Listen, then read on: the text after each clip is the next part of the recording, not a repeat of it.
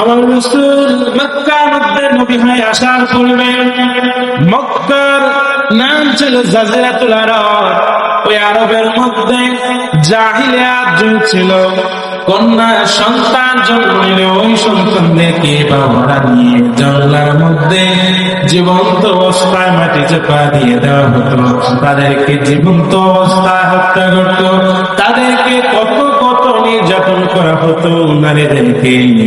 আমার রাসূল আসার পর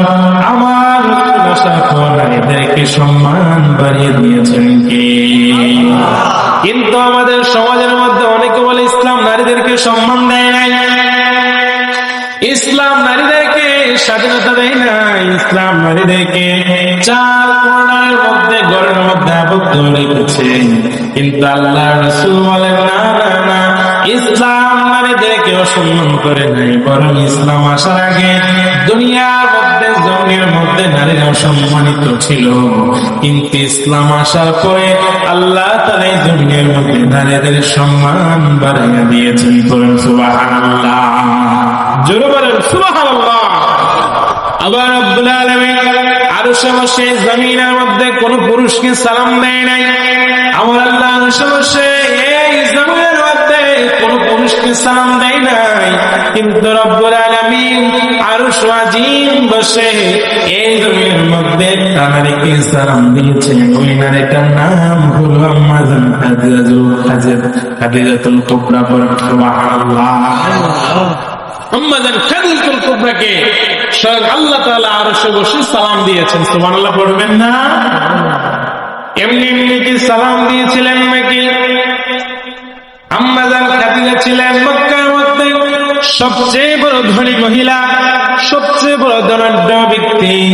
কিন্তু আমার রাসূলকে 25 বছর বয়সে যখন বিয়ের প্রস্তাব দিলেন, আমার রাসূল বলেন, আল্লাহ যদি হয় কাজে আমি মুহাম্মদ 40 বছরের খাদিজাকে বিয়ে করতে রাজি। করেন সুবহানাল্লাহ। বিশাল বড় অট্টালিকা ছেড়ে দিয়ে, বিশাল বড় রাজপ্রাসাদ ছেড়ে দিয়ে সমস্ত সম্পদগুলো আমার রাসূলের কদমের মধ্যে ঢেলে দিয়ে আমার রাসূলের সাথে খেজুর পাতা চাউনির ঘরের মধ্যে আশ্রয় নিয়েছে। যে মহিলাটা রাসূলকে ভালোবাসে অট্টালিকা ছেড়ে দিয়ে খেজুর পাতা চাউনির ঘরে আশ্রয় নেয়, ওই মহিলাটার দাম আল্লাহর কাছে আছে না নাই?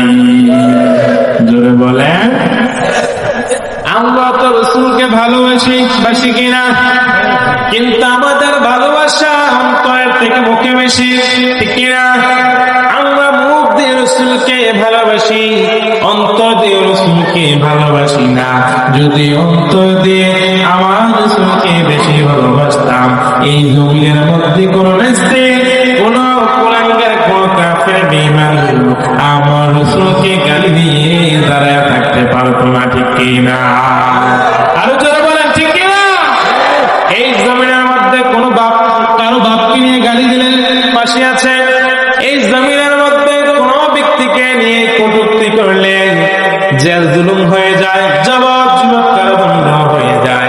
অথচ আমার রাসূলকে যে আল্লাহ রাহমাতুল লিল আলামিন হিসেবে প্রেরণ করলেন, ওই নবীকে কত কত কাফের বেঈমানরা গালি দিল, কার্টুন বানালো।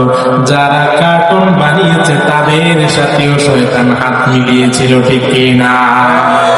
কিন্তু আল্লাহ বলেন, ক্ষমতা দিলাম, ক্ষমতা হলো একটা আমার ক্ষমতা, চেয়ার আমি আল্লাহ দেই। এই ক্ষমতা, এই চেয়ারের মধ্যে আপনারা ডেকে এনে আমাকে বসান নাই, আমার আল্লাহ আমাকে এই চেয়ারের মধ্যে বসিয়েছেন, ঠিক কিনা? এই ক্ষমতা, এই চেয়ারটা হলো আমার জন্য আমার। আমি যদি আমার আমানত সঠিকভাবে পালন করতে না পারি, তাহলে রব্বুল আলামিন এই চেয়ার থেকে থাপ্পড় মেরে নামিয়ে দিবেন, ঠিক কিনা? রব্বুল আলামিন এই চেয়ারের মধ্যে কাউকে বসানোর জন্য 1 সেকেন্ডের সময় লাগে না, আবার এই চেয়ার থেকে থাপ্পড় মেরে নামিয়ে দিতে 1 সেকেন্ড সময় লাগে না, ঠিক কিনা? এজন্য রব্বুল আলামিন বলেন, মা আরসালনাকা ইল্লা রাহমাতাল লিল আলামিন। সুবহানাল্লাহ। আল্লাহ বলেন, নবী আপনি হলেন রহমত, আপনার মধ্যে রহমতের বাইরে এত বেশি। আপনি হা বললে শরীয়তের হুকুমগুলো হারাম হয়ে যায়, আবার আপনি না বললে শরীয়তের হুকুম হারাম হয়ে যায়। আবার আপনি আঙ্গুল তুললে শাহাদাত আঙ্গুল ইশারা করলে আকাশের চাঁদ খণ্ডিত হয়ে যায়। আবার আপনি এমন নবী, যেই নবী জমিন থেকে পা উঠালে ওই নবী আর সমাদিম আল্লাহর সঙ্গে দেখা করতে চলে যায়। করেন সুবহানাল্লাহ। আবার রব্বুল আলামিন জমিনের মধ্যে যতগুলো নবী পাঠিয়েছিলেন সমস্ত নবীদেরকে স্পেশাল একটা দোয়া শিখিয়ে দিয়েছিলেন। সমস্ত নবীরা জমিনের মধ্যে মুসিবতের সময়, বিপদের সময় স্পেশাল দোয়াটা করে আল্লাহর কাছে নাজাত পেয়েছে। আমার রাসূল হলেন এই জমিনের মধ্যে যতগুলো নবী এসেছেন, আমার রাসূল শুধু নবী নয়, আমার রাসূল নবীদের নবী, আমার রাসূল রাসূলদের নবী।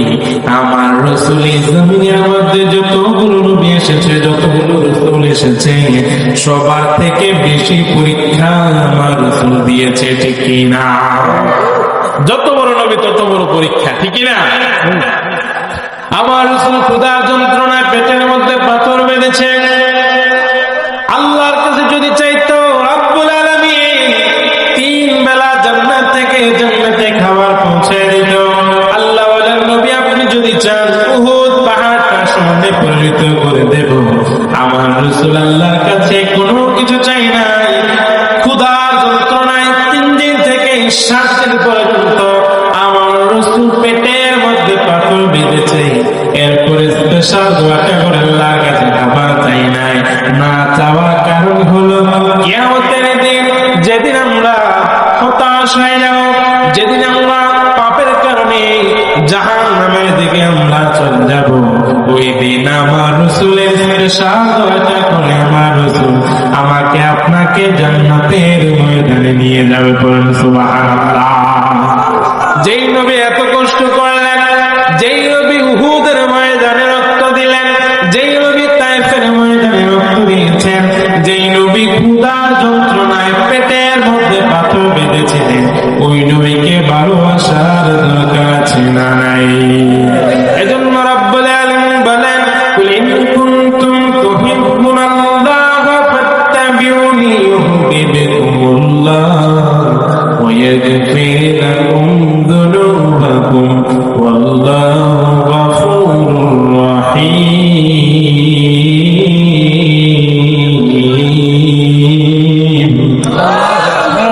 আল্লাহকে যে পাইতে চায় হযরতকে ভালোবেসে, আল্লাহকে যে পাইতে চায় হযরতকে ভালোবেসে, আরশ কুরসি লৌহ কলম না চাইতে পেতেছে। রাসূল নামে রশি ধরে যেতে হবে আল্লাহর ঘরে, রাসূল নামে রশি ধরে যেতে হবে আল্লাহর ঘরে। নদী তরঙ্গে যে পড়েছে ভাই দরিয়াতে সে আপনি মিশে, হযরতের অনুসরণে আল্লাহকে যে পাইতে চায় হযরতকে ভালোবেসে, আরশ কুরসি লৌহ কলম না চাইতে পেয়েছে সে। ঠিক না? তার মানে রাসূলকে ভালোবাসার দরকার আছে না?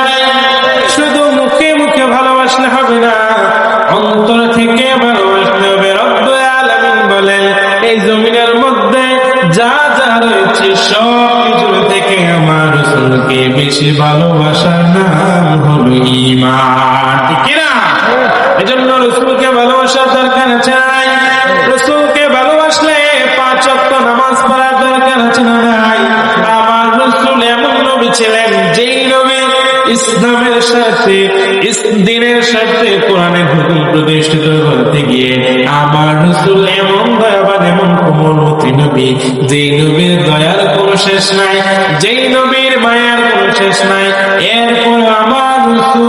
27টি যুদ্ধের ময়দানে নিজে যুদ্ধের সেনাপতি হয়ে যুদ্ধের ময়দানে কোরআনের হুকুম প্রতিষ্ঠিত করতে গিয়ে আমার রাসূল 27টি যুদ্ধে সেনাপতির দায়িত্ব পালন করেছেন। করেন সুবহানাল্লাহ। জোরে বলেন তো সুবহানাল্লাহ।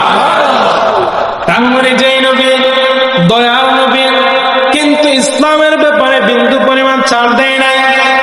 আল্লাহ জমিনের মধ্যে আল্লাহর হুকুম প্রতিষ্ঠিত করতে গিয়ে কত কাফের বেঈমানের হাতে আমার রাসূল নির্যাতনের শিকার হয়েছে, জুলুমের শিকার হয়েছে, অত্যাচারিত হয়েছে।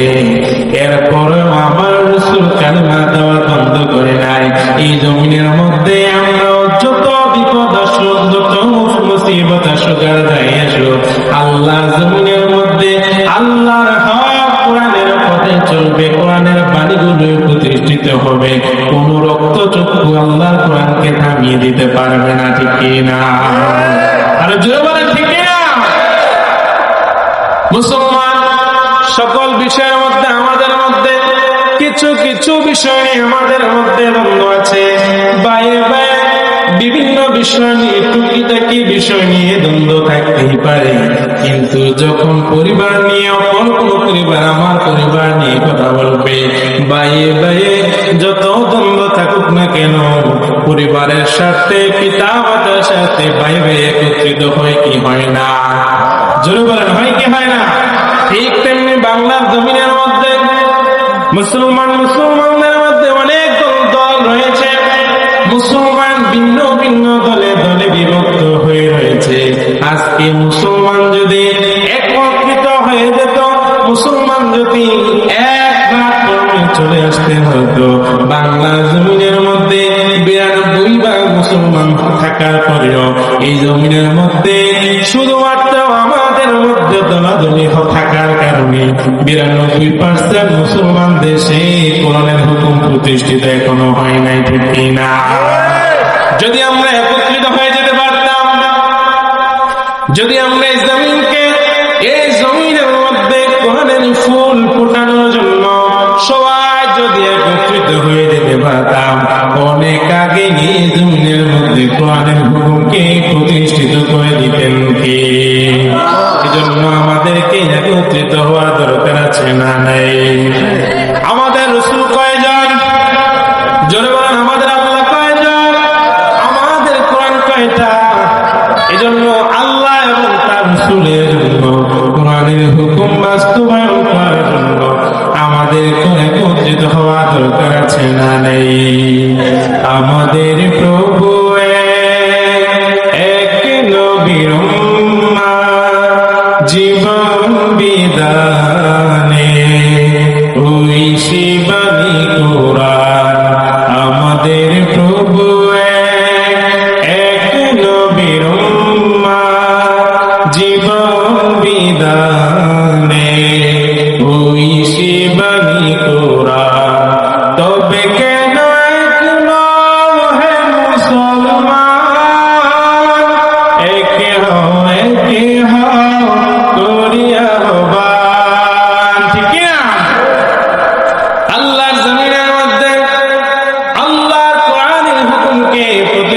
করার জন্য আমাদেরকে একত্রিত হওয়া দরকার আছে না নাই?